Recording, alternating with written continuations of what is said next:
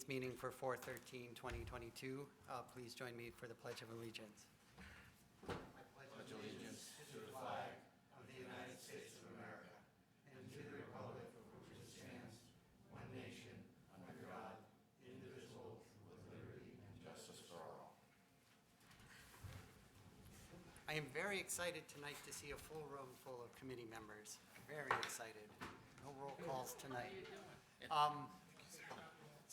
The first thing on the agenda is the Community Preservation Act, and Bill Boyvin's here to do a quick presentation and then answer any questions.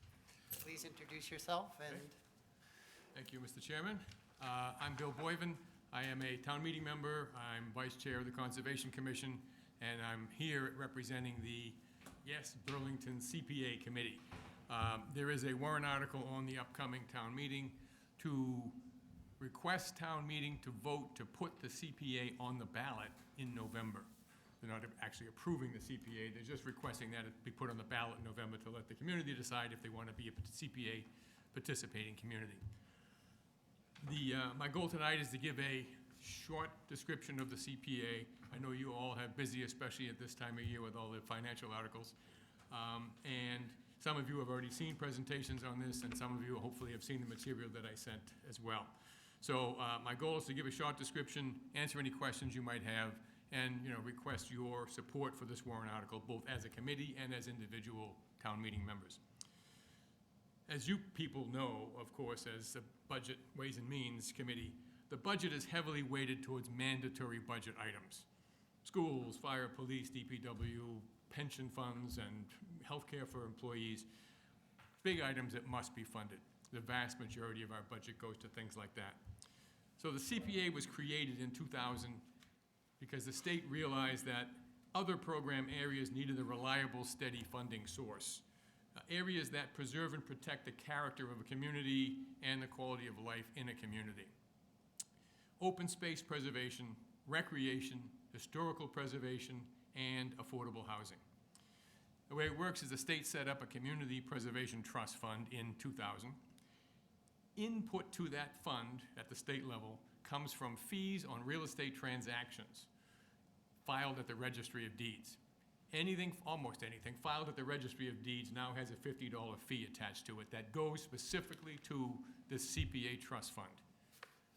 All communities in Massachusetts, every city and town, is putting this money into the fund, has since the year 2000, including Burlington. Any transactions that take place in Burlington have a fee attached that goes into this fund as well. It's things like purchase and sales of real estate, both commercial and residential, other things that I hadn't been aware of until I looked into it, even things like variances or a certificate of compliance from the Conservation Commission. They must get filed with the Registry of Deeds because they get attached to the deed. There's a $50 fee on those two for this CPA Trust Fund. The only way you can take money out of the trust fund is by being a participating CPA community. To become such a community, you must, number one, get it approved by a vote, public vote. A council, city council, or select board can't do it. It must be a vote of the entire community. And number two, you must agree to put a small surcharge on real estate taxes. We are proposing in our warrant article a 1.5% real estate surcharge. It's not 1.5% of your property value, it's 1.5% of your property tax. Our tax rate at the residential level is virtually 1%, so instead of 1%, it would become 1.015%, a very small percent increase in the real estate tax. We elected to propose 1.5% because of all the communities, 188 communities in Massachusetts that are CPA communities. That's by far the most popular number. It can be as high as 3%, but the most popular number is 1.5%. To give you an example of what that means, the financial impact, the average residence in Burlington is $600,000, according to our assessor's office. So they're paying roughly $6,000 in property tax. That tax would increase by $75. So it would be $6,075 with this surcharge. Quarterly bill of $1,500 would become $1,518. It is a small increase. However, we do recognize that any increase is a challenge for some individuals. So there are exemptions that are allowed within the Community Preservation Act itself. And we've elected to implement or propose to implement all of the available exemptions. The first $100,000 of property value, both residential and commercial, is exempt. That'll have the biggest impact on the smaller size properties and the smaller size businesses. And there are income-based exemptions as well. There are exemptions for low-income families and middle-income senior families that can, with a application form every year, be completely exempt from any of this surcharge. And the income levels for that are defined by the Federal Housing and Urban Development Department for the town of Burlington. They do that for every city and town in the country. So we start collecting, if this passes the ballot, we start collecting these funds the next fiscal year, July 1st of 2023. The funds from the real estate tax surcharge goes into a local CPA trust fund. And then at the end of each fiscal year, the state looks to see how much money your community has put in, and they match a percentage of it. Last year, if we had participated, there was a 40% match. So if we had put $1 million into the fund, the state would then add $400,000.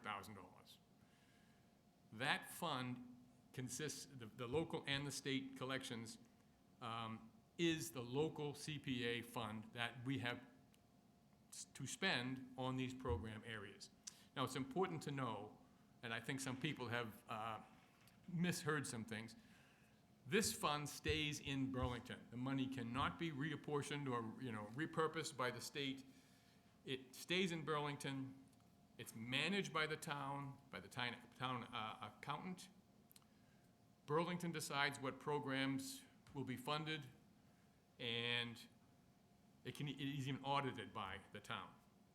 The idea is that the local communities, like Burlington knows what Burlington's needs are.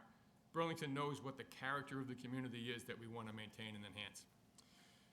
So once this passes, we have to form a local community preservation committee. And that committee is what manages this fund and decides what's going to be approved and things like that. The committee is defined by the law that there must be at least 5 mandated positions on this committee, 1 sitting voting member each from the Conservation Commission, the Recreation Commission, the Historical Commission, and the Affordable Housing. I forget, Affordable Housing, whatever it is, not a committee. But those 4 and the Planning Board, there must be 1 each from those. There is also up to 4 optional members allowed. That's determined by the community when you set up a bylaw to establish the Community Preservation Committee locally. That bylaw will be another item to come before the town meeting after it passes the November election, if it does. So that committee does a survey of what they think Burlington's needs are in these program areas. They accept proposals on programs or projects to spend the money. Those projects and proposals can come from anyone, individuals, committees, schools, businesses, anybody can make a proposal. The committee accepts those proposals, reviews them to make sure they meet the requirements and the rules of the CPA, prioritizes them, and then sends them to town meeting. So any project that gets funded by the CPA does get approved by town meeting. Town meeting can say yes or no to each one individually. In terms of the Ways and Means Committee role in any of this, it would be the same as any other warrant article. You have by town bylaw the ability to make written recommendations on any financial warrant articles. The CPA ones also would come before you in that same capacity. And you would also have the ability to investigate for cause if there was some reason to do an investigation of the accounting or the records or things of that nature, just like any other office, department, or committee of the town. That's basically the way it works. I'm not going to go into a big laundry list of things we could do or things we could have done, because you've seen the handout that I gave you, and I know you've got a lot on your plate to deal with. To summarize a little bit, there's 188 communities that are in the CPA. That's more than half of all the cities and towns in Massachusetts.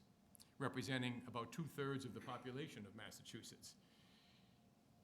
There is the ability to opt out of this as well. If you vote it in, you can vote it out. The same process. Go to town meeting, put it on the ballot, vote it out. Not one of the 188 communities have ever done that in the 22-year history of the CPA. So that says something about the level of satisfaction that cities and towns have with it. Some of them have actually voted, they started with 1.5%, and after a couple of years, they voted to increase it to 3% because they thought the program was that successful.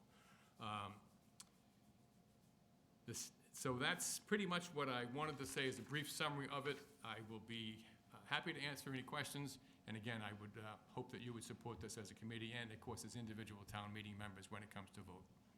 Thank you. You're welcome. Are there any questions from the committee? Roger and then Frank. So the state collects money Yep. from real estate transactions. Yes. When they disperse the funds to the cities and towns every year, do they disperse the entire amount that they've collected? Yes, it depends on, that's exactly how they determine the percent match. They look at the entire amount that's been collected and then, distribute it proportionally amongst all of the communities. And they do dispense all of it every year. Yeah. This year, November 21, they dispersed $79 million. This coming year, it is going to be $82 million. 5 consecutive years, the dollar amount that's been distributed has increased because the real estate transactions have increased. And the governor also, for the last, I want to say 4 years, 5 years, has elected to put some of the state surplus money. This year, he put $10 million into this CPA trust fund, in addition to the real estate fees that were collected. So Governor Baker's been a big supporter of this program with additional funds like that. Sounds like a good deal to me. Thank you. You're welcome. Frank. Thank you, Mr. Chairman. Bill, is the percentage rate of the 1.5% that you're recommending, is that what's actually voted on by the general public? In other words, when they vote for it, that the rate is set at that time if Yes, it's approved? it is part of the warrant article, and it will be part of the actual ballot item. Okay, Now, so, the town meeting can say, we'd rather have it be 3%. And they could overrule that and change the, like any you mean warrant article. before it goes on the ballot? Right, at town meeting, it can be modified. Okay, and the range is 1 to 3? It says 3 or less is what it says. 3 or There've less. been 1 or 2 communities that actually started with 0.5%, but almost all are between 1 and 3. Okay, and on the surcharge at the deed office, is it dependent on the size of what's being deeded, or it's a flat fee It's a flat fee. of $50? You said? It's $50 for almost all transactions. A few transactions are 25, I think. It used to be 25 for all transactions for like the first 18 years of this program. They But it- finally increased it to But 50. it is a flat fee. Yeah, Okay, thank you. you're welcome. That sounds, it's pretty good. Chris. Sorry, Ed. He's hiding Tell under me. We that. used to see you on TV. Right, yes. The name is right under there. It's really helpful. So to be clear, the proportion that the town would get back is proportional to how much we put in our from our taxes. That would be the 1.5%. Yep. Rather than the number of real estate transactions that Yes. happen in our town that contribute. Yes. Do we know how much money we're sending to the state and not reclaiming in those real estate transactions? I have not been able to get that specific number. I did look at some records at land court and things like that, and if I remember correctly, I had that number. There was like 2,000 transactions that were filed from Burlington, but best I could tell. So at $50, that's 100,000 times 20 years. We put in millions into it over the long term. Motivational. Yeah, exactly. And we'll continue to do so as long as, there's no end to putting the money in for all the communities. If you look in the history, the percentage match has varied. When it first started, it was 100% match. But then a number of communities said, whoa, that looks pretty good, I want to get in too. So as more communities got in, the percentage dropped with time. At one point, it dropped down into the teens, and Then it was because those fees hadn't changed in 18 years, so then they doubled the fees from 25 to 50 and immediately jumped from 20% up to 40%. And then the governor started putting in some surplus money as well. But right now, it's 40%. It would have been if we were in it last year. Phil, and then David. Thank you, Mr. Chairman. Yes. Does Microphone, that Phil. mean that they have distributed our money that we've previously contributed to this? Oh, yeah, oh, yeah. That So pool they of have money. given away other people's money? Yes, Okay. yes. And if we join, do we recover that money, those balances? Not retroactively, no. We will start collecting from the general pool, which everybody's putting into. So we'll start collecting our money that we put in and from the communities that aren't CPA communities that are putting in as well. So they have been distributing other people's money to communities?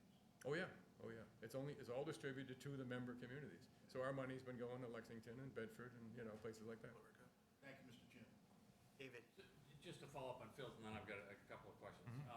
So what it is there's a $50 fee that's put on any real estate deeded or any transaction that's recorded at the Correct. registry. Correct. So again, yes, if you bought a house in Burlington, you have a $50 fee, and that gets Correct. put into the state fund.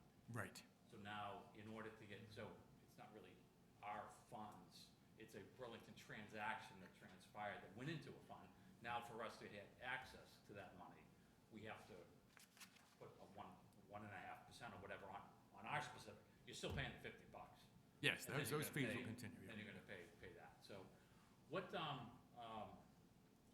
so describe, if you could just describe to me the type of transactions that this fund would then go to benefit. Okay. And I'm thinking of other, and I don't know exactly the committees, we've got other affordable housing committees that are on town that are looking at things and use money for different purposes. How are we all working together? And so starting with yours, how would this, where would this money go? Okay, the local committee would decide from proposals where the money gets spent. Now, it can be on any of these program areas. For example, conservation. There were 3 properties this year that are budding conservation land, had wetland resources, and were undeveloped. All 3 of them ended up having developments. We could have purchased one of those with CPA money, for example, to expand our conservation area. Okay. Affordable housing, you can use the money to create new affordable housing, like the project that was recently done on South Bedford Street. Town meeting saw this. The small house was purchased by the town, renovated by the town, and then sold under a lottery to a qualifying affordable housing candidate, deed restricted forever to remain affordable housing. CPA money could be used to do that, to buy a house like that. Or, we're talking not an insignificant amount of money here. If we had been in this in 2021, the CPA fund for Burlington, the local donations or tax surcharge and the state match would have equaled about $2.2 million. So, you could have $1 million project out of that. The way it's distributed locally is the town treasurer sets up 4 separate accounts. One each for historical, one for affordable housing, and for some reason they lump together under the state law, recreation and open space. So there's 3 accounts that are set up there. Minimum of 10% of the money each year must go into those 3 accounts. The other 70% in the 4th account can go to any of them depending upon the project. So historical preservation is going to get, if it was last year, $220,000 put in their account minimum. Nobody else can take that out for affordable housing or something if it's historical preservation's money. You don't need to spend it every year. They could save that for 5 years and then do $1 million project. They can also say, I want to take my money, my $200,000, and put in a proposal for a $500,000 project from this general 70% as well. And so it's important to realize you don't have to spend this every year. You can accumulate in the long term. You can also use it to leverage other funds. There's a lot of different grants that are available. I was talking to John Wyman, 11th generation descendant of the builder of the Francis Wyman House. And he and his Francis Wyman Association are managing that house and trying to bring it back to, you know, museum quality, and he's always scrounging for whatever funds and grants he can get. He applied for a grant, it was a federal level grant, and they told him, no, because you're not a CPA community, which I thought was interesting. So they want to see the town leverage some money before they'll put money in. So you can do that. You could use it if you're going to buy a property, like I mentioned before. You can use CPA money as a down payment, and then pay the mortgage every year from the CPA. So there's a number of avenues available. Another good example of cooperative funding was the adult exercise equipment at TRW Park. That was a joint funding. The town paid for part of it, and Leahy Clinic paid for part of it. CPA could play that way too. We could join with a business to jointly fund a project. We can join with the town. The town can pay for part of it, and CPA could pay for part of it. Some of the programs, there's some specific wording in the act which I find interesting. If it says specifically things like, you cannot fund sidewalks. You can fund recreational areas, but you cannot fund artificial turf. That's what they said in the law, so that's the law. Well, there have been communities that completely built a new football field with artificial turf. They use CPA to pay for everything, except the turf itself. And then the community paid for the artificial turf. So, I mean, there are ways to play the game and use CPA money to your advantage to leverage other things. So are there other groups in town? I know we have an affordable housing fund. How does that intertwine with this? And is there? There are. The things that, the groups that are most interested are the Recreation Department, the Conservation Commission, you know, the Friends of Mary Cummings Park, you know, things like that. There's a Friends of the Landlocked Forest. There's local groups like the bicycle group, I forget the name of it now completely. Yeah, that, you know, would love to see more bike trails. Or the business community. We have had meetings with the Chamber of Commerce, their Government Affairs Committee, to talk to them about it. They see benefits of this as well. Now, obviously, businesses are paying this as well. Just like our taxes are 60% paid for by business, 60% of this money at the local level will come from businesses as well, because they're paying 60% of the real estate taxes, and the same percentage is applied to it all. My question was more around, again, we've got like affordable housing fund that we did, like the South Bedford Street, we, again, put some money through. Again, does anything happen to that fund? Is that just two separate entities that are working, not necessarily for a common goal, because this one is more broad, and that one's more defined. So, but in effect, they could intertwine. They could work together, yes. One group could ask for funds from the CPA and be granted it by the committee. I've heard communities set up an affordable housing trust fund, and the CPA's 10% each year they give to the Affordable Housing Trust Fund, so that they deal with the money. There are conservation trust funds that exist as well. So there's ways to set up, you know, there are other community groups that can be funded by the CPA as well. Okay, thank you. John and Sure. then Phil. Yeah. Sorry. Thank you, Mr. Chair. First off, Bill, your committee has done a great job of getting the word out, so We tried. kudos on that. I did have a few concerns, and I just wanted to throw them out there just so we're all on the same page. And, you know, everyone may have a different opinion on it. I just want to make sure we all have the same facts at least. So the amount of money we're talking about with this surcharge is approximately 1.6 million of additional taxes.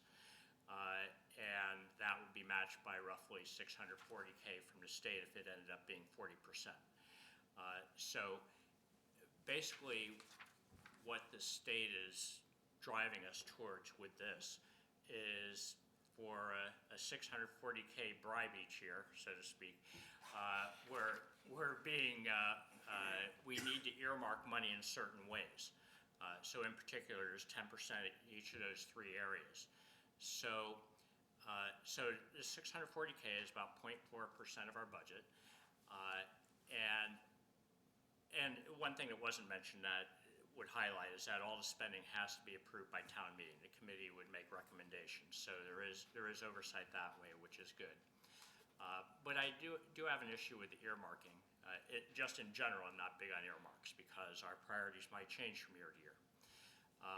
And I guess I particularly have an issue because these earmarks are dramatically different than the current spending that we thought was the right allocation. So what we're trying to do in one fell swoop is change our allocation of where we think we should be spending our money. And so I'm questioning that being a good strategy. So just to put it in give it some hard numbers, that 1.6 plus the 600K is $2.2 million of spending. So that's saying we now need to spend at least 220K a year on historical things. Right now, our historical commission budget is $10,000. It's saying we need to spend 220K on community housing. Right now, that's not in the operating budget. We have occasional warrant articles when we think it's appropriate, but I don't think it's averaging that. It's saying we need to increase our rec department spending by 220K, which I know Kevin will like. And right now our total operating is about 1.9 million on that. So that one maybe isn't as big a stretch. With the data that has gone around, I did go to Larry Cohen's presentation, which I thought was very good. If you look at so one thing to emphasize is the money can't go to things in the operating budget. That's specifically excluded. So you can't say, great, we'll just spend it and pay for our budget. Can't do that. It has to be additional spending, basically. Good. Which people may love or not, right? And if you look at our current spending in terms of warrant articles, I would say an optimistic read suggests we're spending maybe about 200K a year on warrant articles in these three areas combined. So basically, we're increasing.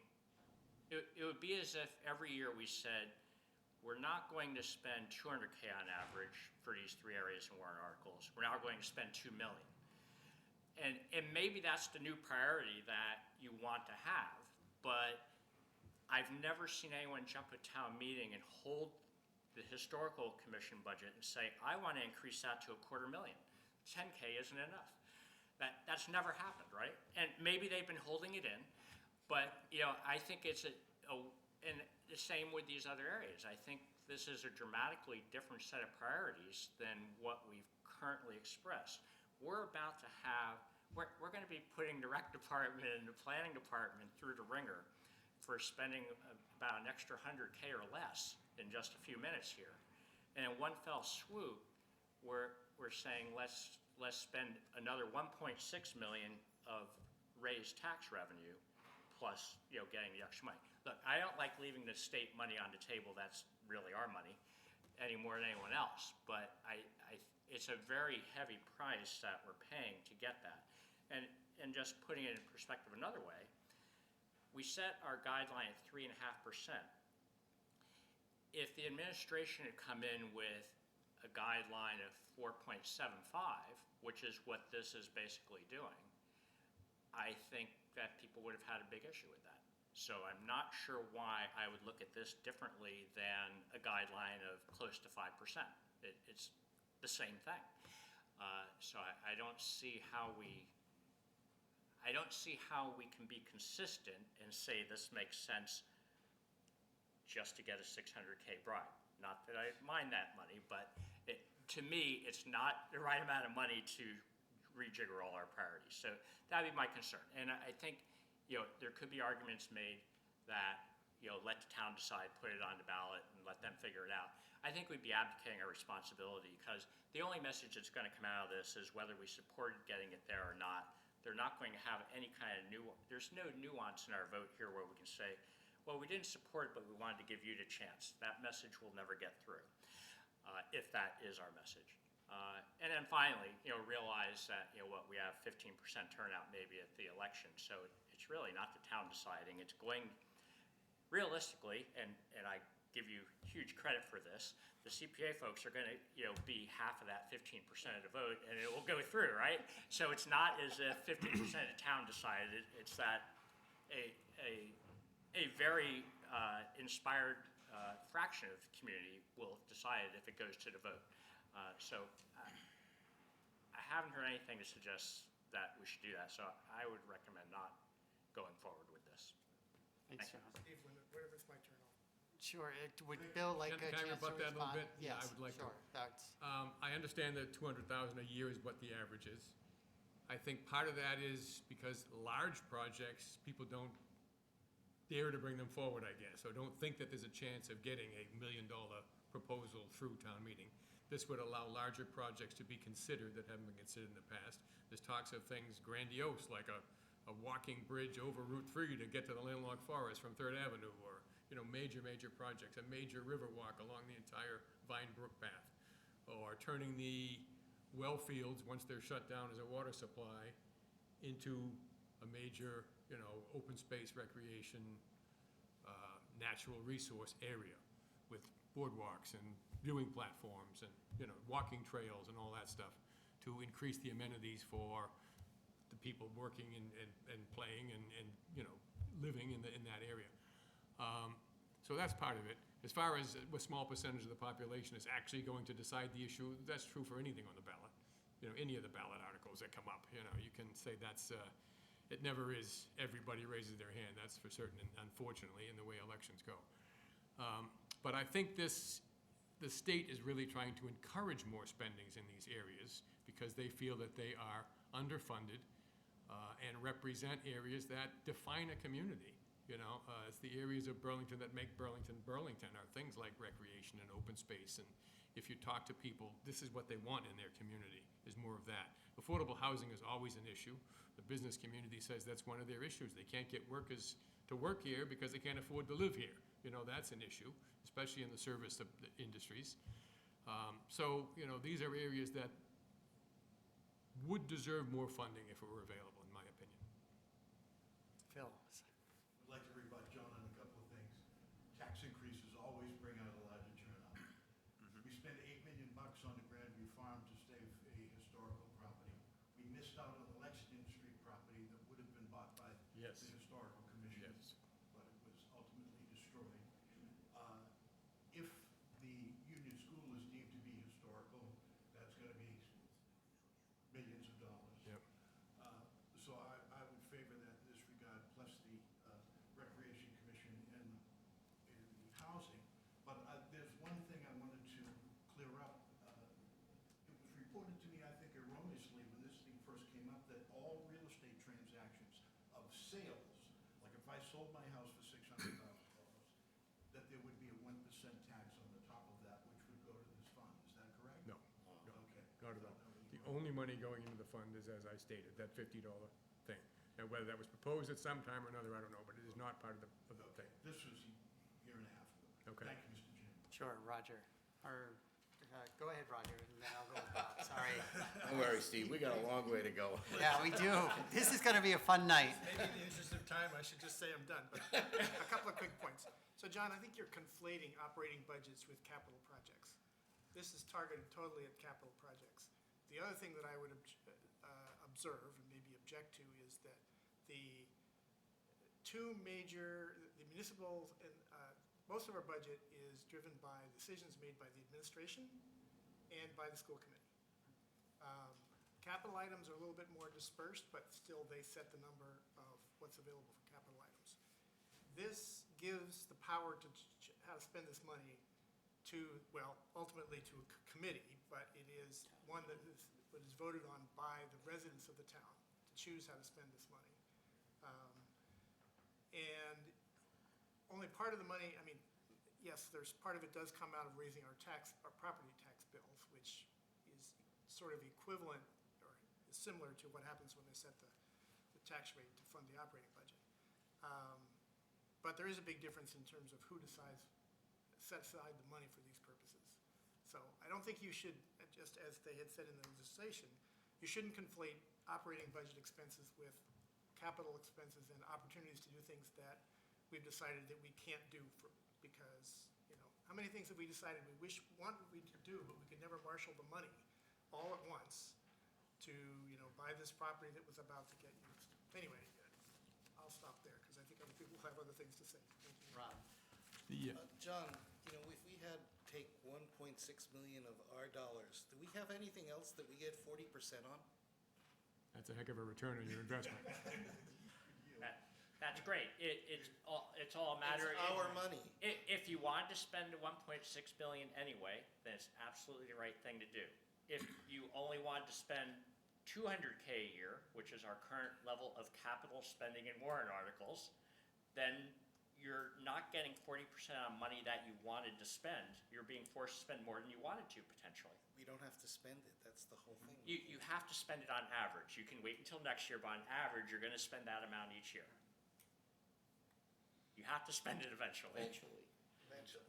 If you find you're not spending it for some bizarre reason, nobody wants to spend it, you could vote to lower the percentage. After 5 years. After 5 years, you can vote to lower the percentage. You can vote to drop out. No, you can lower the percentage at any time. You can only drop out after 5 years. I'm pretty sure of that.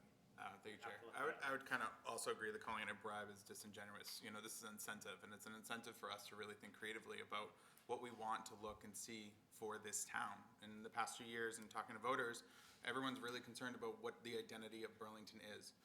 We have a lot of great community support, but we also have a lot of businesses come in. We have the mall. And a lot of people are really concerned about what this town is going to look like. One of the biggest things that we don't talk about openly is senior housing and affordable housing. A lot of houses aren't turning over because there aren't those options. And if this allows us to finally think creatively as a community on how we really want to do these things, then I think that's in the best interest of families, seniors, straight through conservation. The whole community is going to benefit from this because finally we're going to have this reserve fund that general folks are going to be able to say, hey, here's a really good idea that we now can have money to be able to support. So it's an incentive that we're not taking advantage of. Bedford was one of the first ones in 2001 that has been benefiting from this from the beginning. If a community like Billerica can join this, that's saying something a lot. You have most of your major cities that are in on this. Boston, you got, I think it's Lynn, I was looking through, Lowell. They're the ones that are benefiting from our tax dollars. And really, we should be able to have this funds to be able to say, let's think creatively on what this town should look like, where we want to spend our money, and how we want to really think creatively on the character and the identity of this community. If I can tap onto that, that's an excellent point about trying to establish the character of the community.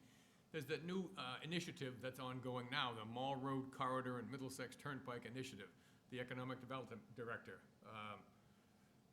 Melissa Tintakoulis, she gave 3 different presentations on it so far, and they've hired these consultants to look at this whole central area of Mall Road, Middlesex Turnpike. And that's exactly what they're talking about is what do you want it to look like as a community? There's a lot of paved nothingness in that area that they would like to turn into open space, walkable, a more walkable community. They talk about the 15-minute community. You can live somewhere and be 15 minutes from a restaurant, 15 minutes from work, 15 minutes from entertainment, 15 minutes from a park where you can walk your dog or whatever. And that's what they would like to try to put in that area. And there's like the only residents in that entire area are the nursing home. That's the only people that actually live in that area. So they would like to do things like take half of that mall parking lot and turn it into parks and maybe some community housing of some sort. So this type of a program is exactly what the CPA could fund. A major portion of their thrust in that area is the Vinebrook Aquifer. They see that as a tremendous asset to be added to this development, if you want to call it that, or improvement of this area. The businesses in that area, as I mentioned, we met with the Chamber of Commerce. That's what they would like to see. They would like to see more amenities, they said. We compete with other surrounding communities for employees in our businesses. And we have to offer amenities like walkable distance to restaurants, some nice paths. Can I bicycle to work from Arlington or whatever, and things like that without risking my life. Things like that are important to the businesses. So, and a number of the people on that committee at the Chamber of Commerce told us, we don't live in Burlington, even though we're on the Chamber of Commerce here.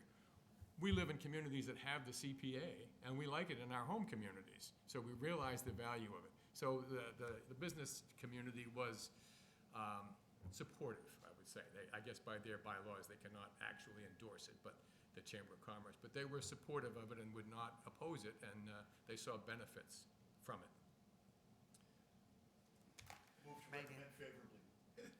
Megan first. Oh, I'm sorry. We got more debate. Thank you, Mr. Chair. I have a question about the exemption process for Yeah. those who require an exemption. What does that look like? How accessible is it? Well, it's a form you fill out and you submit to the assessor on an annual basis. And you have to show some documentation of your income level to support what it is. As you probably are well aware, it is not cheap to live in Burlington. So the affordable or low-income and middle-income levels are pretty substantial. I just remember one off the top of my head, a senior, moderate-income, three-family household was $108,000 of annual income. If you made $108,000 or less, you could totally exempt out of this, because that's considered moderate income in Burlington. So you fill out a form every year, and it turns into the assessor's office, and that demonstrates that you meet these specific requirements. Those numbers of income levels are adjusted annually by HUD, and so it would change each year, most likely go up somewhat each year. Thank you. You're welcome. Frank. Thank you for a second chance, Mr. Chairman. Some things come to mind here, and I think it's worth expressing them as briefly as I can. First, there was a meeting, Bill, and it was at the Executive Park, and I think the Chamber sponsored it with the business community. And it was about a year and a half, maybe even 2 years ago. I did attend that meeting, believe it or not, and I was very surprised at the reaction of the representatives of the businesses. Even Northeastern was there. Their view was this could help us bring more people to Burlington who might not otherwise come from an employment point of view, and potentially remaining here, 3, 4, 5 years later by buying into the town. And they were thinking about things like walking, athletics, bike trails, that sort of thing. Amenities that the modern business people, and it could be even unskilled workers. I mean, people like to get out on their lunch hour and do things. So that was pretty positive. And they pay a big chunk of this, so that's not a trivial decision. Right. The other thing I want to say is that I've heard the arguments and concerns that John has expressed, and they're really there. In the end, the taxpayer has to put more money out because you've got to pay for the operating budget, whatever it is. And this is clearly, at some level, incremental over it. On average, it would be incremental over it. And it's a forcing function towards things that we most likely wouldn't get to the way we're headed. So the question becomes, should we be getting to them regardless? I personally, just as a resident and an observer of the behavior of what's going on in the tax base, little by little what we're doing with these guidelines is we're honing down more and more on what it takes to operate. And there's very little left over to do anything else unless you squeeze it out of free cash. And free cash at that rate will eventually dry up. It has to. Because if you get your operating budget dead on, you don't generate any. So I look at this as a necessary forcing function if we want to continue to really build out infrastructure in a number of areas other than pure buildings, other than a school, a fire station, a fire truck. So we'll be building out discretionary things to some extent, but they're a part of the community life, and I think that's the redeeming argument for taxpayers that would rather not pay more. And it's a tough decision, and we do need to let the general public be aware of what's going on here, and I think they will be. John, I don't think this is going to be, if we get a 15% turnout on this, it's probably going to represent seniors as well as younger families, and I think you'll get the cross-sectional view. And I'm assuming it's a simple majority? Yes, it is, at both town meeting and the vote. It's the general vote. So I think that's worth considering. I've been on the fence with this because we've had people come before us. It's maybe 4 years ago, but literally at the beginning of the budget season, 2 or 3 people would come in and they'd say, I'm representing seniors, we're on fixed incomes, and please stop raising taxes. I mean, they wanted a 0 increase, right? Well, that's never going to happen. simple math will tell you. Yeah, that based ship- on, that based on ship has cost of sailed. living adjustments, we That ship can't has afford really that, yes. sailed. So, I don't know how much the exemptions will do. It'll help some. I think in the long run, we'll be buying things that we really want to buy, but you can't get to a year at a time. You have to build up some capital for bigger projects, and that's very, very hard to do. You can't accumulate $10 million of free cash to build a brand-new recreational facility. You just can't do it. You either put it on the bond, or you come up with some other mechanism, and this is another mechanism. So bigger projects would be a big benefactor. There will be a decision that's got to be made by families that are on fixed incomes, and there are some who just say, none of this stuff matters, but I think the majority of the population thinks it matters.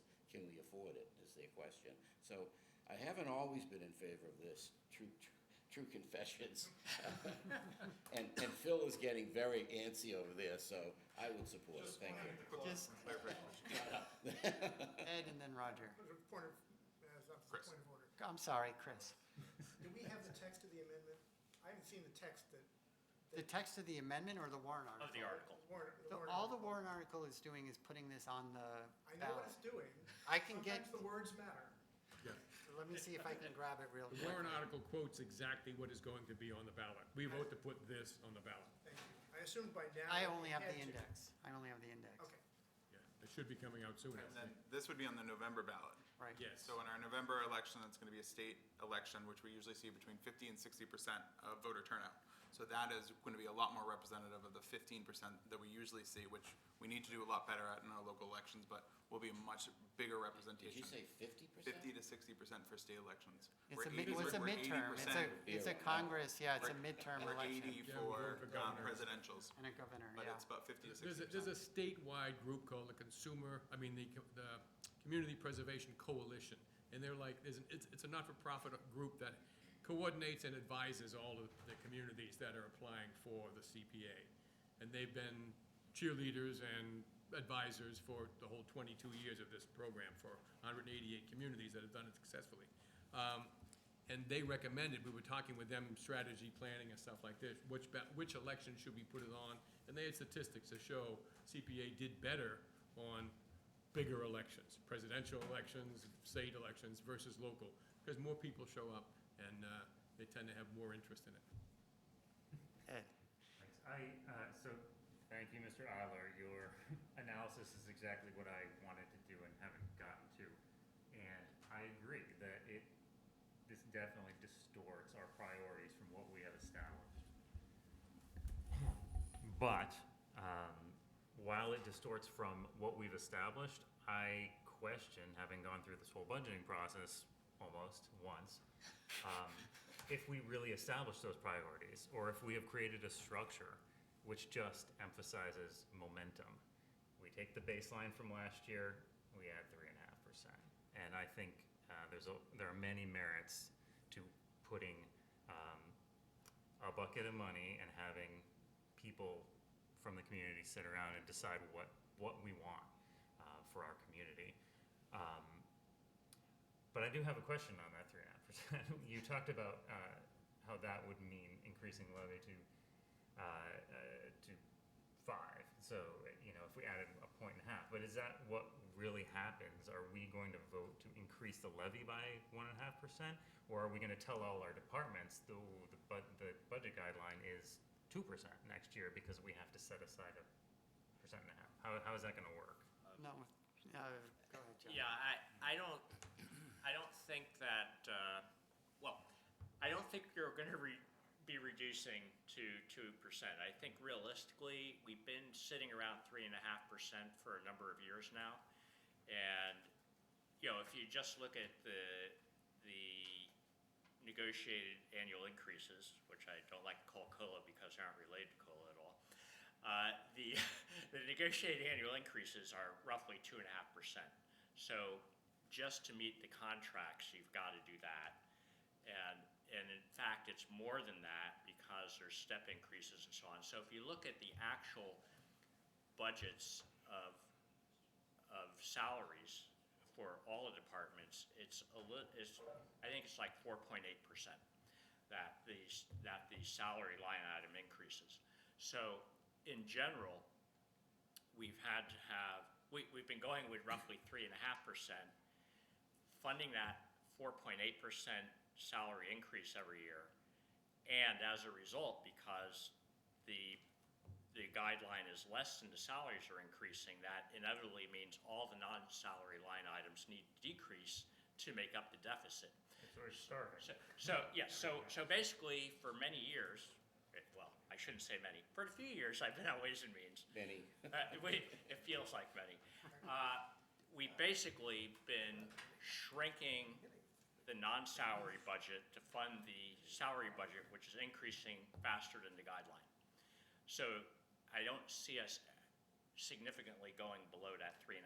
So realistically, I think we have to assume that for the budget, for the operating budget to work, that this money is added on. And again, if everyone thinks, our priorities really have been out of whack, and we really should just be spending more in these three areas, this is absolutely the right way to accomplish it. I just don't happen to agree with that. Roger? But just real quickly, I think the two separate items, the percentage and a half on top of the property tax budget is separate from the levy. Okay. Yeah, it's two distinct processes. Jaya? Is there a time limit within what you got to use this money within? Not at all. No, so No. 5 years, 10 years you can Yes, accumulate. you can, yes. Thank you. No, I haven't been a big favor of earmarking specific monies for specific things on a continual basis. I can get into the long story of my 529 dilemma, but that's a whole different ball of wax. But what I do like about this process is it's not part of the operating budget. It's not something we have to spend this year, next year.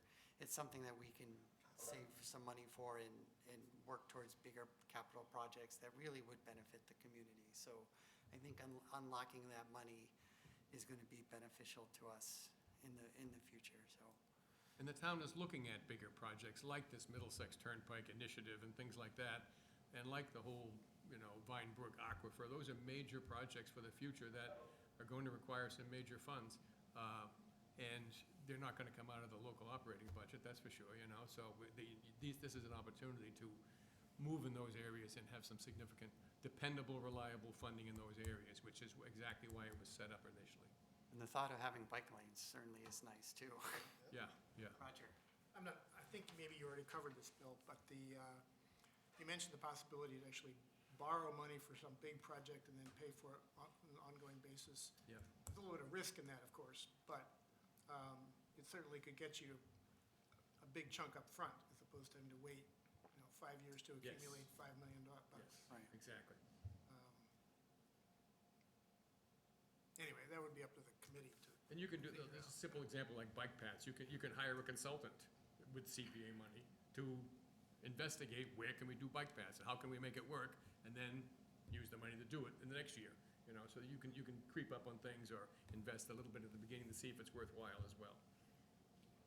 Motion to make favorable recommendation to put it on the ballot. Second. Second. Guess we've had enough. Yes. I don't know if there's more to say. All right. We can repeat ourselves. We've hit the highlights. All right. All those in favor of recommending that we put this on the ballot? Opposed? 11's 1-0. I'd like to recount. What was that count, please? All right, John. 1, 2, 3, 4, 5, 6, It's a democracy. You make good points. 10, 11. I can still count. Thank you, John. Thank you, Bill. They could have, yes, they could have, yep. Also, Bill, I thought the video that you sent around, the 5-minute video or 7, was a very good production. Oh, good, that was John Sachs, and he's got a nice little setup in his house for doing videos. He's quite a professional, so, thank you. Excellent. Thank you for your Thank you. time, we definitely appreciate it. You gave me more time than I had hoped for, so I appreciate that. And I appreciate all points of view, I really do. Yeah, I think we were just delaying the next conversations, is what we were doing. The selectmen could have just put this on the ballot. Sorry about that, Phil. Good night, folks. All right, so the next topics up on the agenda is basically the two new positions that we have, one for the rec department and one for the planning department. And so I put on a little bit of time that as a committee, we can talk about the process that we want to follow in terms of justifying whether each of the departments is warranted the position, or how we want to go about the process. Or we could just bring up each budget line item and, plan one department at a time and talk about it that way. John? It seems like we might want to talk about the philosophy just a little bit, because, pointing to Sonia, she's not there right now. As Sonia brought up well in the other meeting, it really goes to what's our philosophy on FTEs and when they make sense to add and not. So it seems like we should get on the same page with that before we try to apply it, whatever philosophy we have internally. That's fair. I think the other, in the discussion, there's new information from the planning department on the particulars. Yep. Frank? Oh, thank you, Mr. Chairman. So to pick up with the philosophy or the sort of the framework of the ideology, I'll simply state what I'm thinking, and I'm not trying to necessarily say that I'm 100% right. But the way I look at things now, which relates to the CPA argument somewhat, is we really need to work very hard to not expand the operating budget for the foreseeable future. And the reason is because our revenues from the commercial side, I won't say they're at risk, but it's unclear what kind of growth we're going to see or when we'll see it. It seems more likely that we will get significant growth in the 5-year time frame, but it's going to take a lot of reshuffling to get there, a lot of repurposing and structural changes to the commercial base. So I think we need to be careful about expanding the operating budget. And to that end, what that would say is, it doesn't say it's a sin to create a new full-time equivalent, but what it does say is, don't create one unless you've got a really good reason to do it, a necessity, a real payback. It's an operational necessity or an economic necessity. You see the payback, as opposed to it would be a really good thing to do, but we don't need it, or we could do without it for another 1 to 3 years. That's the first thing. And the second thing is that to whatever extent we can protect free cash, which isn't an issue here, so I'll just short circuit that. I'm also kind of looking at warrant articles and saying, yeah, it's a good thing to do, but free cash is something we really need to protect because it's the one thing that we can use to buy down debt service over the next 2 to 3 years, and there's not that much of it. So that's my philosophy on this whole thing.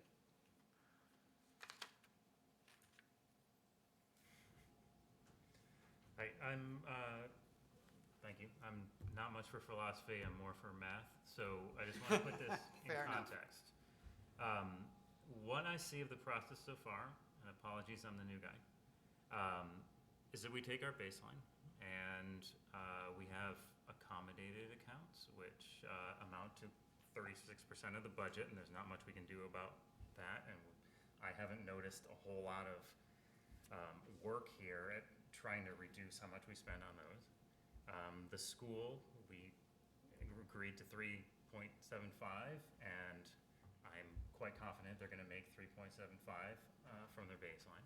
So we've already committed 74% of our budget. So then we embark on the process of looking at 26% of the total budget. And we interrogate and we investigate, we come to understand, and then we unanimously approve one after another. So here, at this point, we're down to the last 1.5% of our budget, and those are the departments where our administration has identified some need over and above other departments, and we manifestly have a lot of faith and trust in that administration because we have gone with their recommendations to the penny on 98.5% of the budget. And so if what we're trying to accomplish here is to save some money because we have some concerns about revenues and about spending. I think we need to recognize that structurally, we have obliterated any chance of doing much about that. And so I think we should very carefully consider the needs and try to satisfy the needs in these two departments and take a lesson for next year that if we really think we need to trim some fat, we need to do that up front, not at the end when we have 1.5% of our budget to consider. So there's my philosophy. John? Just wanted to give one correction, is the administration didn't buy into these two budgets in particular. Recreation and planning are done by separate boards. So in particular, administration, town administrator doesn't say, I like this position or not. In fact, they don't even say, I like this budget or not. They usually see these budgets and then try to accommodate them within their budget.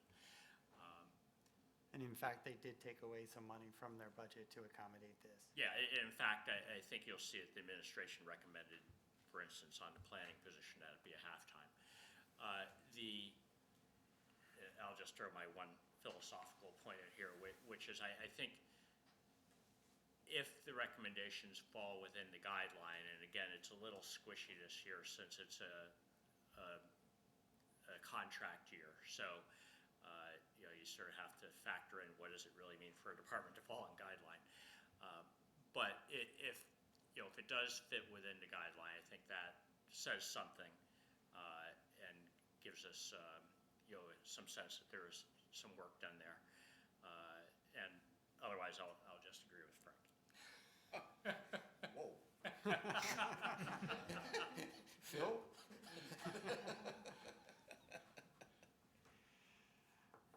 The administration did leave a message saying that in general, they feel that they're generally well-funded and that whether we decide to accept these positions or not, they're not life and death decisions. They're just basically giving us the opportunity to think a little bit more about whether it makes sense for these positions or not. But in general, the departments are generally well-funded, and don't fret over it is basically what the message was.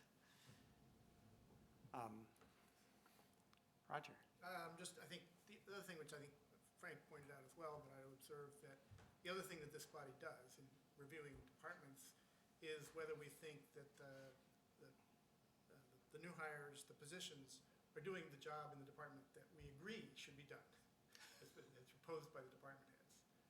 And so it's not a money thing so much as structurally, is this the right thing to do, in our opinion, collectively? The same, similar enough to what the department has recommended to endorse it. That was similar to the point I made last week, is that in terms of, we're always looking at level services, but over a period of time, the needs of the town evolve and change. And the question is are these positions the right positions that we need at this particular time? And so it's hard to compare departments to departments because they have different responsibilities and they do different things. And we'll never come up with that nice apples to apples comparison. So we really have to look at the way that they're serving the community and whether they can serve the community more efficiently, or is there something that the new positions bring to the table that really is the direction we want to go in versus, sure, it makes them, more efficient or what have you, but it doesn't really end up serving the community much more than it already does. And that's a hard thing to sort of quantify. Bill? I would agree with Ed's point, but also keep in mind, we've been chipping away at this thing since December, beginning with the departments, then the administration.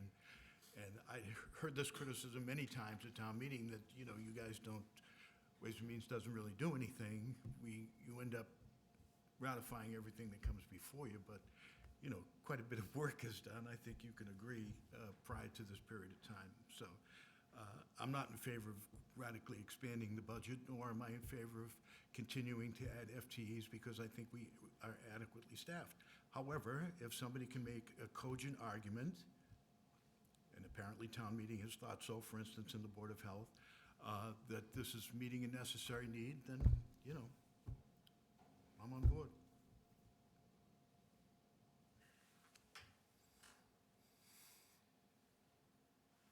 Okay, so then, do we want to go through bring up each of the departments and starting with rec? I think we should just vote on the rec. Didn't we agree to do that? They've already made their presentation. You And brought the budget. Let's vote. Oh, so I'll need to take a motion. I move to approve. Okay, all those in favor? 12-0-0. You could ask, One, hugs. you could ask if there was any other discussion, but. Well, somebody could have also said that as well, but. Okay, thank you. On behalf of the Recreation Commission and the Recreation Department, thank you. Thank you, guys. Thank you. Thanks for not approving the bike. We'll see you. Thank you. Okay, so that brings up 175 planning. Kristen, do you want to say anything at this point?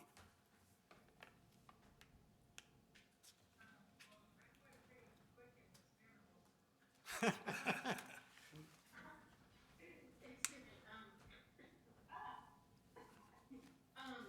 I did submit to you guys had asked, for some additional information, I could submit that, to you guys today.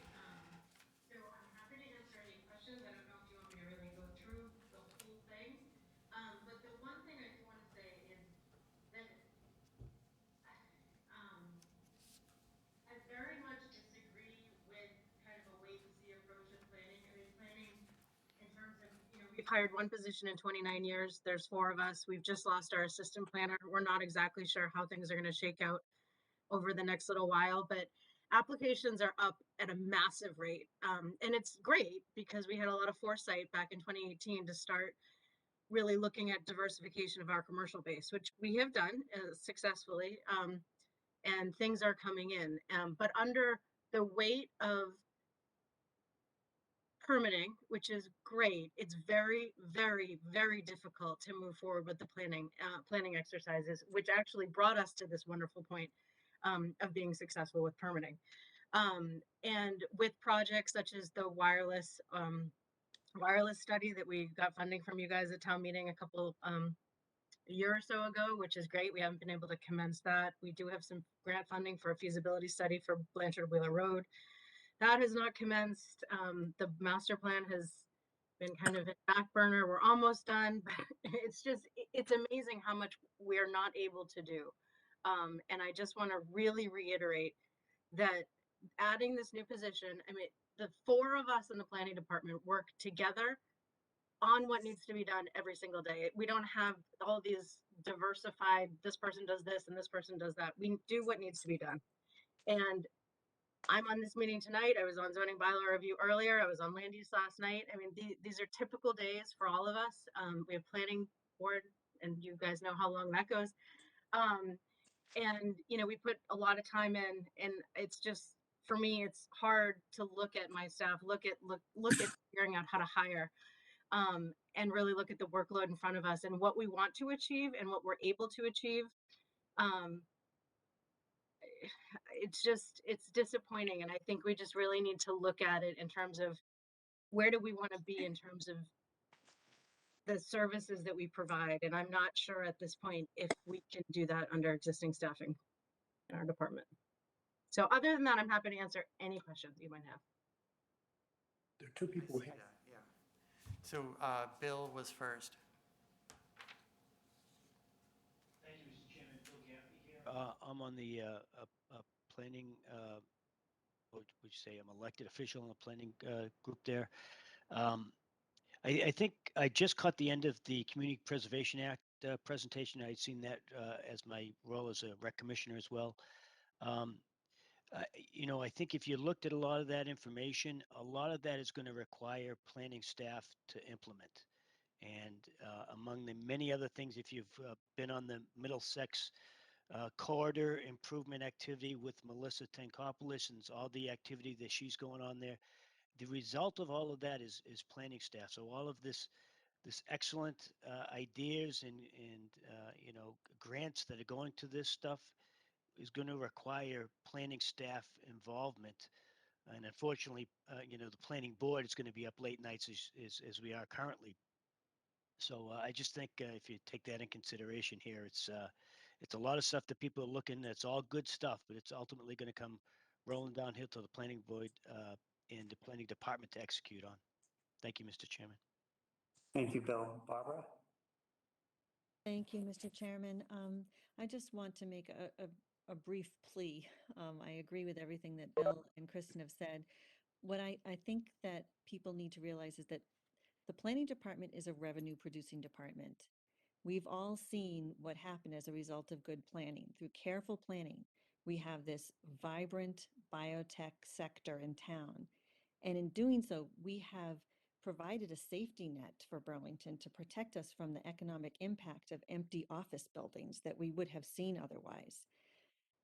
And there's more work to be done in planning for Burlington's future. And if all we do in the planning department is react to incoming applications, we will miss the boat when it comes to planning for future growth.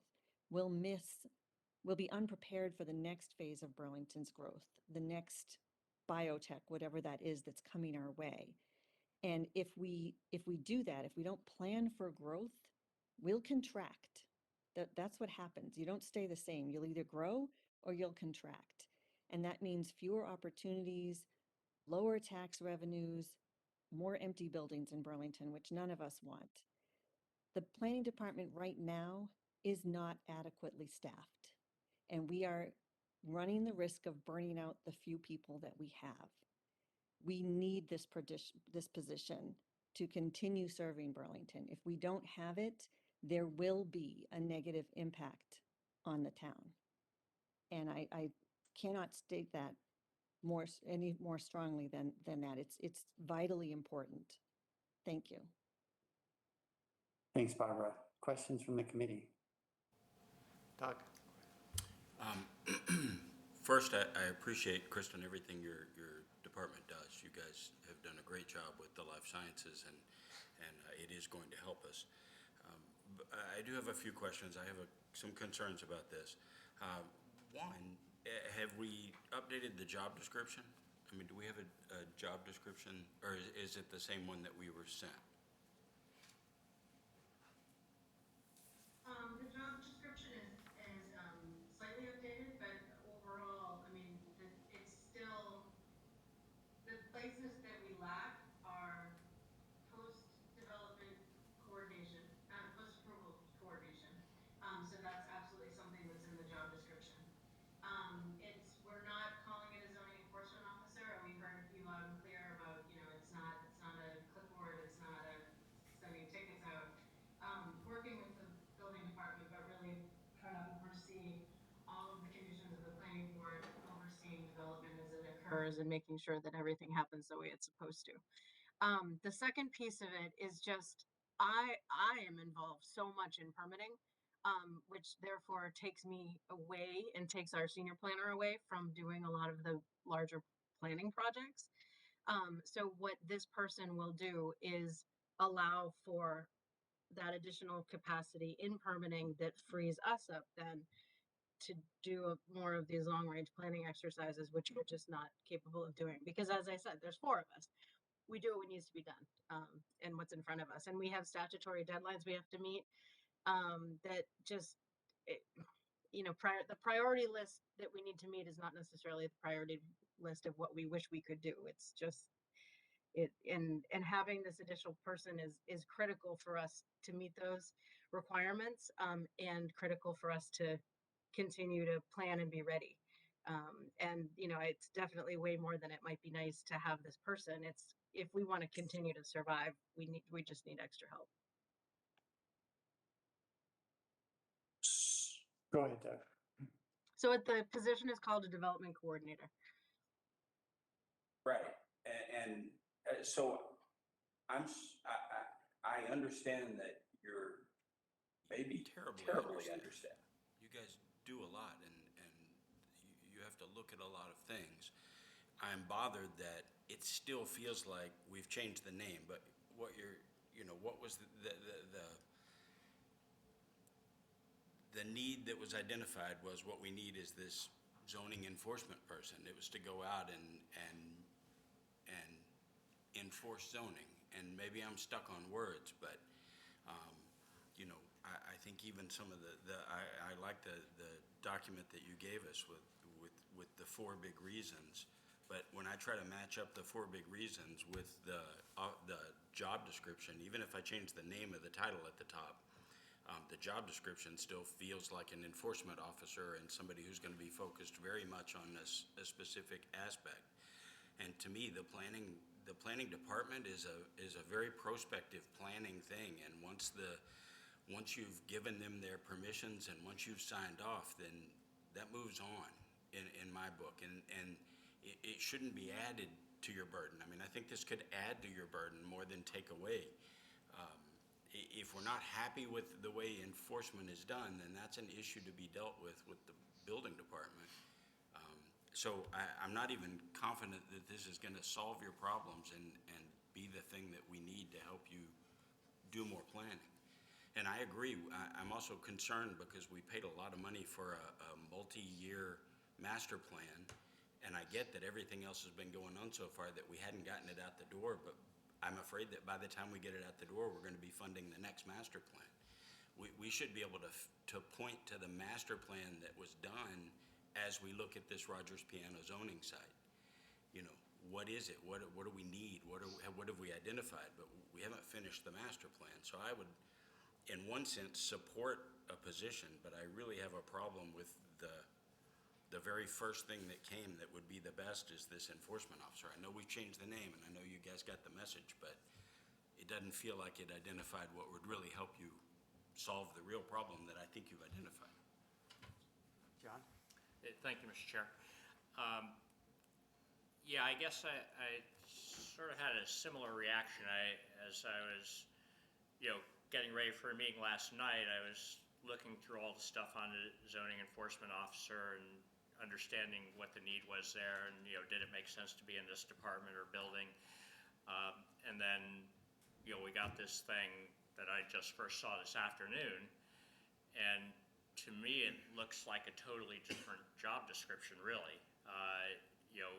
The zoning enforcement aspect of it seems to be, part of point 4, and the rest of it seems to be highlighting, the need that, you're understaffed and you have a lot of requirements to work on things that you're doing otherwise, which I could believe is quite plausible, with all the things going on, certainly.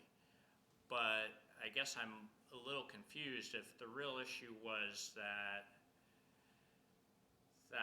you're way understaffed to do your mission independent of zoning enforcement. Why wasn't that the main emphasis of the first request, as opposed to we switched over to this now? It didn't look like the zoning enforcement is going to fly.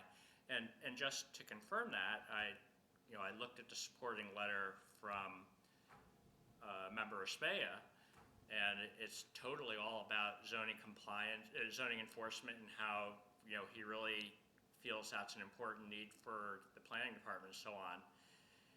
And I think in terms of what has come up as far as we're concerned just this afternoon, it seems to be a very small part of it, and your real concern is being understaffed for the non-zoning compliance stuff. So it doesn't lead to a very coherent story for me of what the real need is, and so I guess that's the concern I have. Kristen, did you want to respond? I'll respond quickly, but definitely let Member LaRue respond as well, because there's the conversation between the planning board and me in terms of the planning department and what I see day to day and what we need. Zoning enforcement is something we need. Post-development review is something we need. If people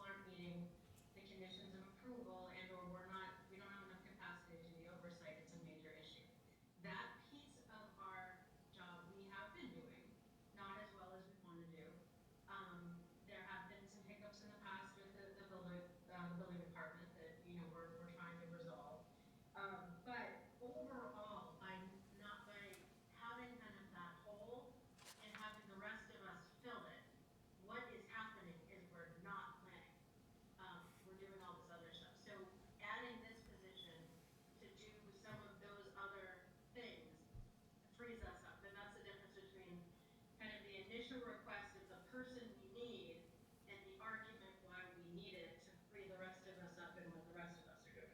So in terms of looking narrowly at that position or looking overall how that position and how those tasks, taking the burden off the other members of the department can free us up to do some of the other things that are the mission of the department. So I don't want to confuse what I said today in terms of that's the position. That's what our department can accomplish if we can be in a position to take on the task that we're currently either not doing well, or taking away people that should be doing something else to do. So I guess that's kind of the basic message that I like to give. But Barbara, Member Lou has definitely been, as well as some of the other members, involved in kind of the making sure that our conditions are adhered to and so forth, and working on that for a couple of years with us. So I would recommend moving to her for comment as well. Yeah, Barbara, I didn't see your hand up, sorry. Oh, no, thank you very much. I appreciate calling me, Mr. Chairman. I agree with what Kristen said. What I want to add is that, yes, this person would be doing some zoning enforcement, but I think people misunderstand what that is. We're not talking about somebody who's going to be running around town writing out fines for people because they're not doing exactly what they're supposed to be doing. It's a lot more than that. It's working on actually writing out the decisions so that they are enforceable. It's following up and going out to sites and making sure that things are being being built correctly as they're moving forward. So it's not at the end when we find out that something hasn't been done correctly. It's really not somebody out there with a clipboard writing tickets. That's not what we're talking about.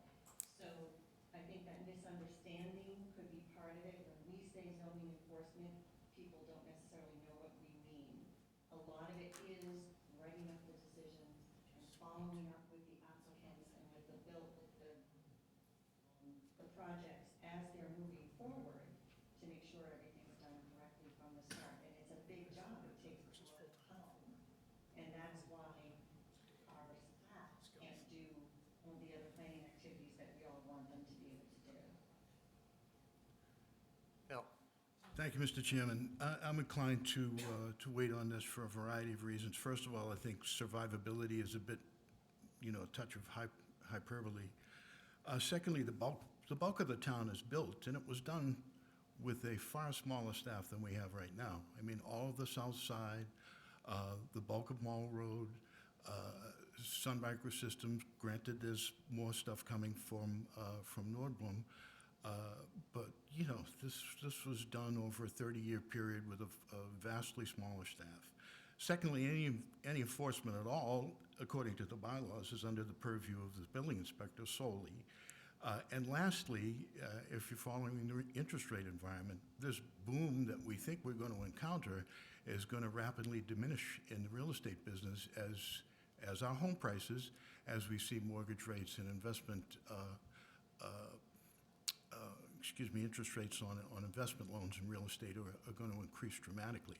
So I'm inclined to wait and see if we indeed are going to have any kind of continuation of what's gone on in the past. Thank you, Mr. Chairman. Frank? Thank you, Mr. Chairman. Real quick. Please, real quick. Okay. I just want us to understand that, yes, most of the town is built up. It was built up many, many years ago. If we stop planning for changes, for future development, for redevelopment, that's when we will fail, and that's when we will end up with empty office buildings. We have to always be looking forward for the next change, the next opportunity, or we will miss it. That's what we need to make sure our staff is able to do. Thank you. Frank? Thank you, Mr. Chairman. I agree we need to be looking forward, and I think it was a lot of consideration that we made to even start the business development office. So we agree with you, and there is a requirement for the planning board to participate in that. But I think what I would recommend is that you look seriously at 1 or 2 part-time people for the next year or two to get some of the chaos out of what's going on in your office and maybe reach a better understanding of where we're really at, both structurally in the office and what we'll need going forward. One part-time person, the right one, would go a long way. And we could sort this out a little bit better from the point of view of the overload and where it's really coming from. So that I would support. I think there's some confusion about the FTE or a full-time permanent hire in addition to the one you've got to replace. And I'm reluctant to do that right now. So that's my position. Thank you.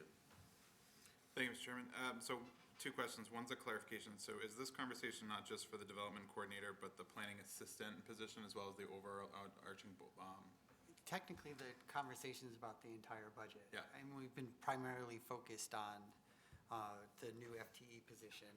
The restructuring of the office is a relatively small bump in what the salaries, and that to me seems to make sense.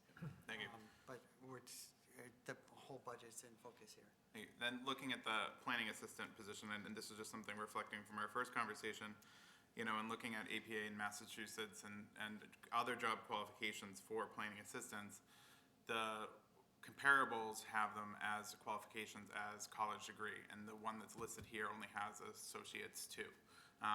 And it's just a discrepancy that I see with other job positions out here for planning assistants. And so that was just something that I had a question about of why are we looking for just somebody with an associate's degree when other towns and cities in Massachusetts are looking for people for this type of position with college degrees. I'm not opposed to either. I just looking for consistency and trying to better understand this role in this position. I think Brenda has her hand up. Can I quickly respond just to clarify? I appreciate Brenda's hand. I just want to, the planning assistant position is designed to be an administrative assistant plus. So plus planning skills is specific to our office. The current position is a administrative one position. And what we're looking is which is also absolutely less than what she's actually doing. And what we're looking at for that position is to make sure that that position captures the tasks that are being done by that, in that position right now, which includes specific planning department specific tasks. And as you recall from the last conversation, it's going to be tricky because we still have to go to union with that position because it would transfer the union position out of the union. So the planning assistant is that administrative position plus skill. That it's not trying to be a planner one position, similar to what was mentioned in the American Planning Association. That role is filled by the assistant planner. I know it's kind of planning assistant and assistant planner, but the assistant planner would fill that planner one role. So just to clarify that, and with that, the change in reclassification is roughly about a $2,000 difference in our budget. Yep, thank you. Okay, thank you. Brenda? Thank you, Chairman. Thank you for allowing me to speak this evening. My big concern is that we are quite fortunate that we have such a committed planning staff. Adding this position, a part-time position, to find somebody who would be willing to take this position on part-time, I don't think we're going to find that person with the person with the correct qualifications that would fill that need and fill the void that we need to correct. And our planning staff, the amount that they work right now to put somebody in part-time, I mean, they're working full-time and then some. They work 60 plus hours. Plus, I think there's a misconception on how much the planning board and its staff actually do and how many meetings we go to and how much time is spent. I think it's imperative that we get this full-time position filled or approved so that we can bring in more revenue, so that we can plan for the future, so that we can make this community the best possible. Because I beg to differ on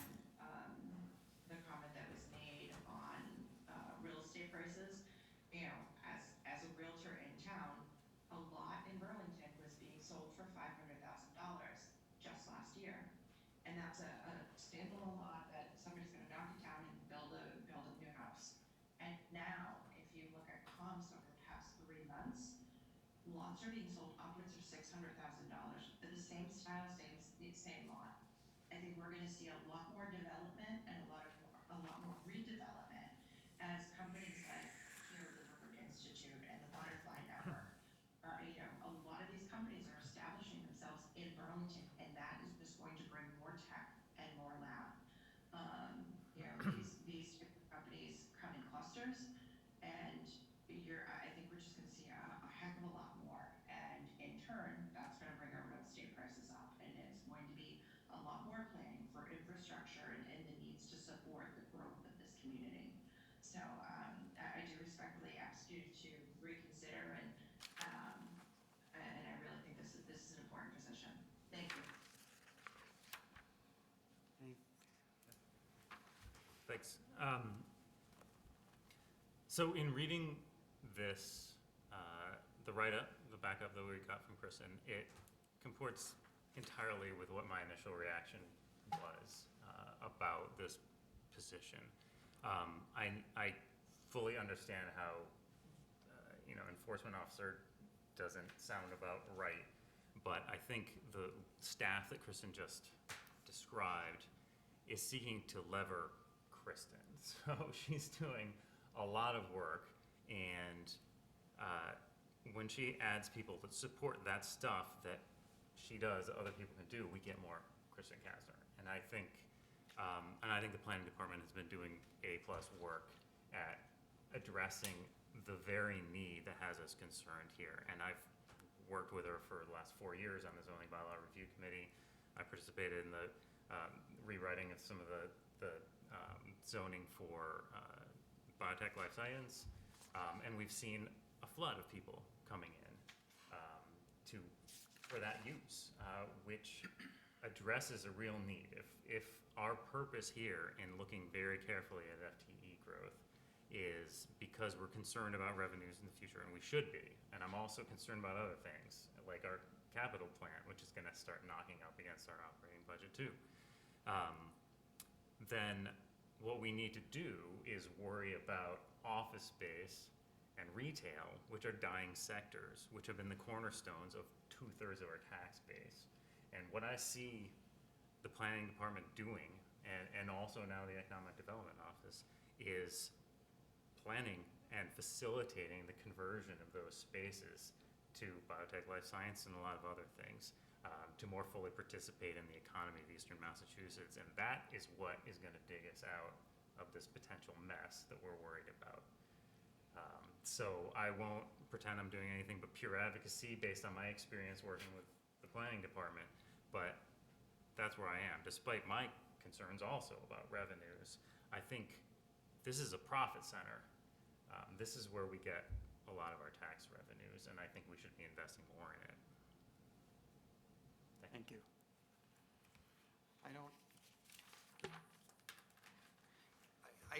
I agree that we need more of Christian Kastner. I'm questioning whether the way that this job is proposed is in the right balance for that.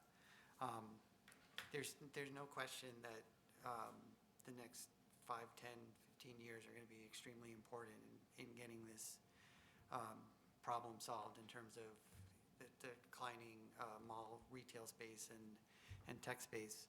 In the direction into biosciences is the right direction to go.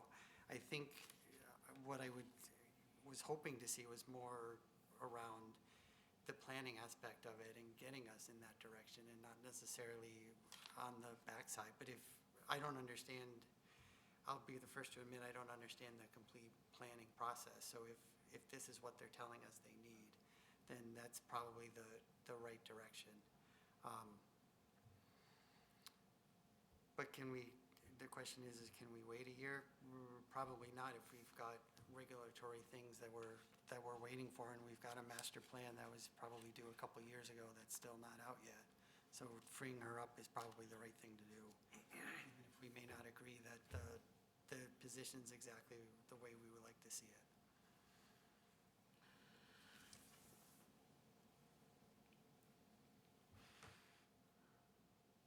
So with that, there's no further, Brenda has a comment, I guess, and then I'll go on. No, my apologies, my hand is still up for my Okay, forehead. thank you.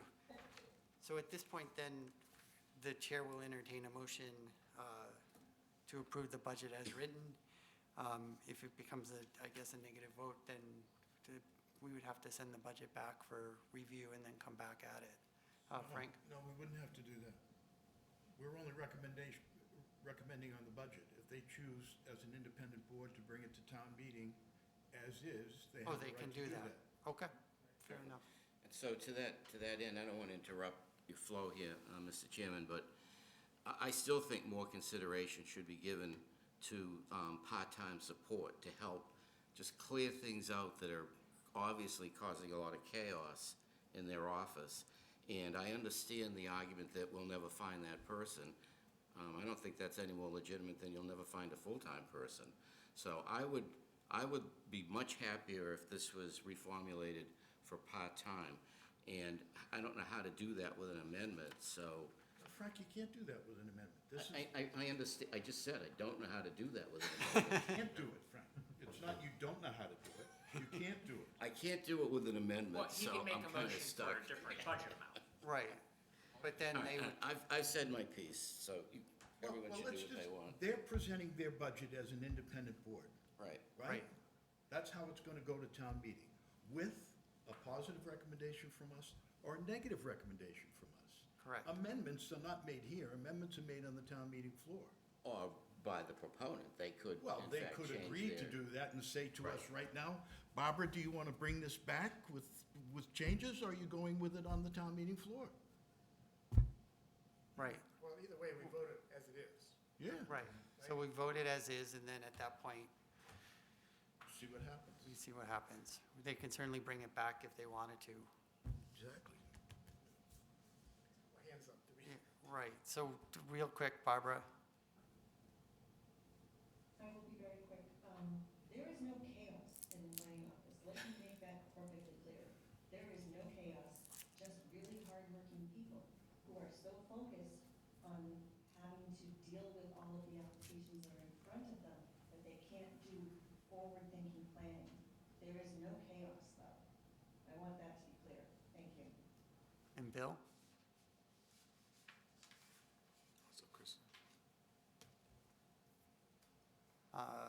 Bill? His hand is down. I see, okay, so, I mean, but I want to respectfully disagree with Mr. Monaco's comment about finding a part-time person who's going to be just as a full-time.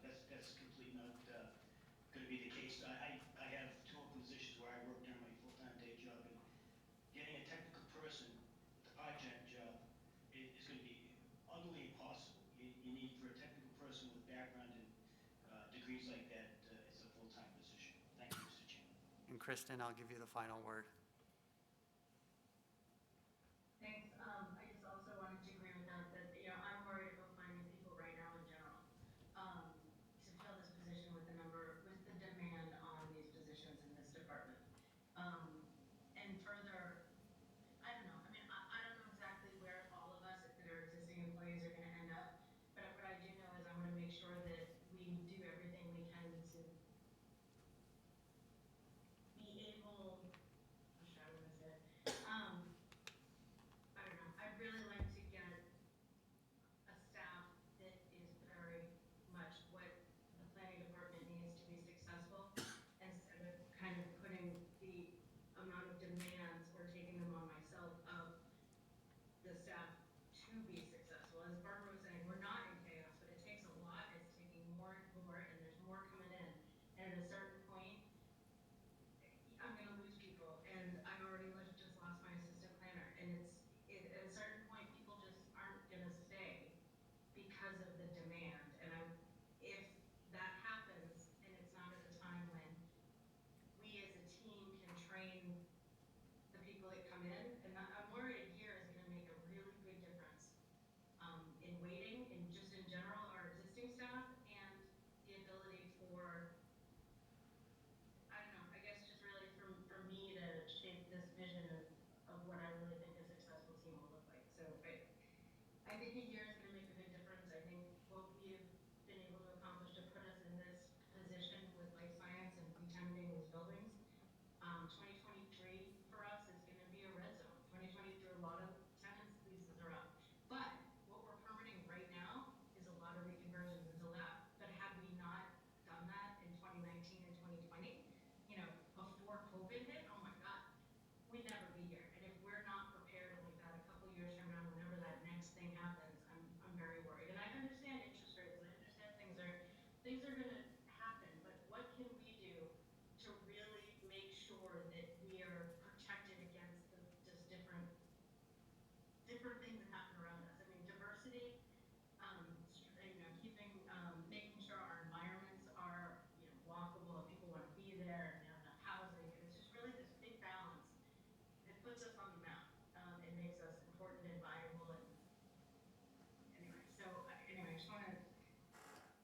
not one thing, it's like 100 things that need to be in balance to make things work. And I'm very pleased and proud that we're at the position we are with the amount of application like to take over these buildings that are being vacated. It could have been a lot worse had we not been able to do that. But I think part-time staff is going to be nearly impossible to find, and I'm even worried about full-time staff at this position. So I would just say that at the end of the day, and then I do think a year is going to make a big difference.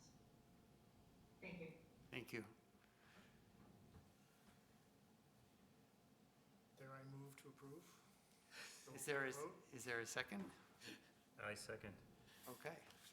All those in favor? 6. All those opposed? 6. Did I miscount? Abstain. You're abstain, okay. 6, 5, 1.